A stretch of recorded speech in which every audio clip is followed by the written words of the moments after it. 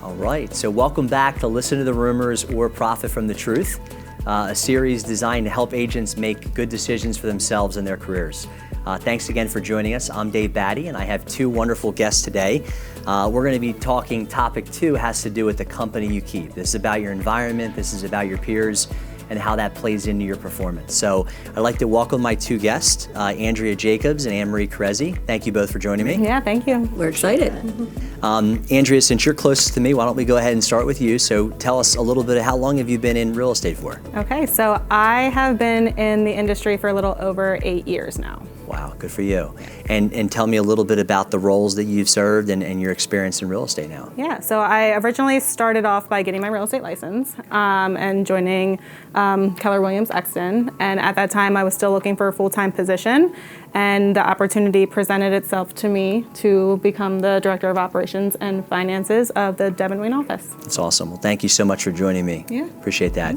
Anne-Marie, how about yourself? How long have you been in real estate for now? Well, 26 years. I've had my real estate license, and I've been with Keller Williams for 16, almost 17 years now. Wow, that's incredible. Yeah. That is awesome. And you've really built something special. So tell me a little bit more about your role and so forth. So I'm the team leader at Keller Williams Media. I came as an agent, and after maybe about 9 months, I became the productivity coach, and I did that well, and I enjoyed that. I loved it. They said, hey, we need a team leader, and we think you're going to be a great fit. So here I am, 14, 15 years later as the team leader, and I absolutely love it. So, That's great, and you do an amazing job. You really do. Thank you. So today we're talking about environment, we're talking about the people that we're in business with and so forth. How do those things play into the performance for a real estate agent? What are your thoughts on that? So, for our office, we're known as a family-oriented office. I always hear that over and over again, that, your office feels such a good vibe. It's very family-oriented. And it is. We have a lot of family teams. It's funny, I didn't, it wasn't intentional to do things like that, but that's just how it worked out. We have a lot of mother-daughter teams. I have my daughters are there. We have the Lynch team, mother-daughter team. We have so many. So we've become a family atmosphere, which really, really helps the environment there. But yet we also have a lot of young, new agents who I always say, I'm the present, they're our future. So we want to grow our future to run the Keller Williams offices. And so the mixture of the new and young, vibrant agents and then the family-oriented creates just such a great atmosphere that, we love it, and people love coming into the office. They love, the training that we offer. You have that mixture. It's not everybody's the same. One size doesn't fit all. So I love that. That's exciting to me. Well, and it's funny because a lot of people will say, oh, you don't want to work with family and stuff like that. You work with family. I work with my brother and sister, and I wouldn't have it any other way. Me neither. Me neither. And I think that plays into the culture of the office that you're in, and the feel and the support, and I think that's really, really important. So 100%. Yeah. I think so. Yeah. Well, thank you for sharing that. So what else do you believe, in these environments and in these cultures that we're creating, what else do you think is beneficial to a real estate agent when they're considering, a new brokerage? So I think relationships are really important, and I know we are in a technology world, and I know we've gone in the 26 years I've been a real estate agent, it certainly has changed, but I still think the basis of your transaction is the relationship.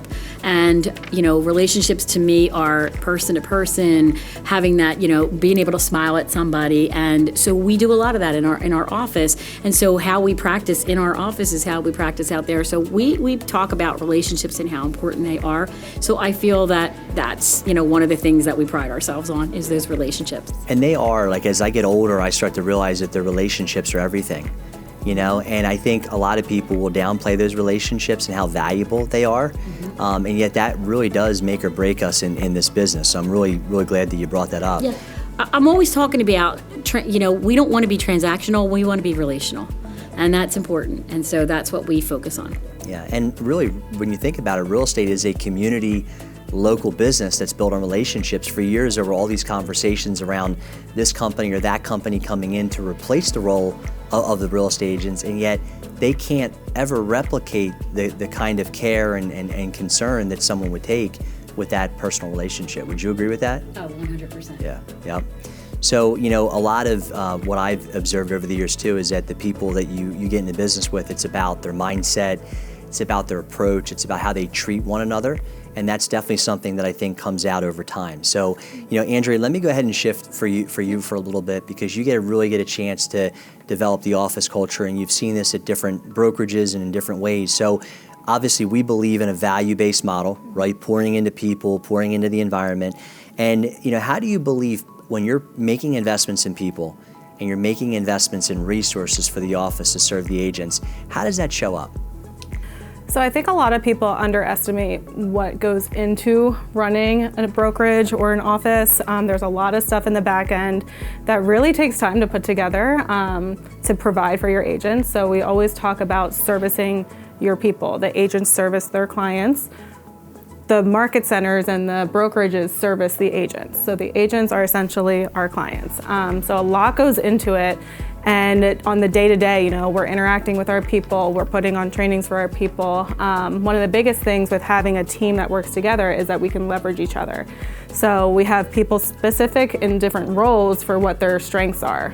So we can leverage, the operations and finances, we can leverage growth, we can leverage, agent services. So I think that shows up a lot in just the day-to-day when the agents come in and out of the office. We have a team that puts on a great training calendar. Specifically for my role in regards to operations and finances, I deal a lot with, commission checks, escrows. So when you're wanting to make a good experience for your client, a lot goes into, timelines and escrow checks, and what if you forgot to order the check for release? So we're in-house, we're here day to day. So there's a really big service aspect to the clients that I think people don't really understand or know about until they're working in real estate day to day. Well, I think all these fires come up all the time. I think that's both one of the exciting things about what we do, and it's also one of the things that we've come to, really makes us cringe sometimes, right? So those little things, when they do come up, I think having a support team and having an environment where there's someone to go to can really be helpful to at least putting you at ease. And then when the agent's at ease, then we can serve, our clients better. And the clients at ease. Yeah, absolutely. And also for the agents, I know a big thing is obviously getting paid quickly and things along those lines. So say if you had to go on vacation or something and you needed to be paid that day, we can accommodate that here. So there are a lot of service aspects that go into play to running a brokerage to make your people happy and to move on from there. Awesome. Well, thank you both for joining me today. Oh, you're welcome. Really appreciate that. So, to a lot of our agents out there, if you are considering a move or you're running into some challenges, here are the things that you should be thinking about. Number one, when you go through an office, how does it feel? Do you get a good feeling? Is it positive? Is it upbeat? Or is it kind of dull and flatlined, right? I don't know about you, but I like working in an office that has that upbeat energy, and that's definitely something you should be paying attention to. Number two, I would encourage you to ask the office that you're considering to get into business with, what's the roster look like of that office? What's the production of the people that you're getting into business with? Because as Anne-Marie and Andrea mentioned, it's important that if you're looking to grow and you're looking to up your game, you got to be in an environment where people are doing that or even more. And that's super critical to growth. And then last but certainly not least, one of the things we like to joke about internally is, hey, let's date before we get married. There's no need to jump into it right away. Test out a training event, go to an office meeting, whatever it may be, get a feel for a couple meetings to just make sure you're making an informed decision. So thank you so much for tuning in. Our next topic is Businesses Worth Owning with our friend Cindy Dickerman. So please don't miss out. I'm Dave Batty. Until next time.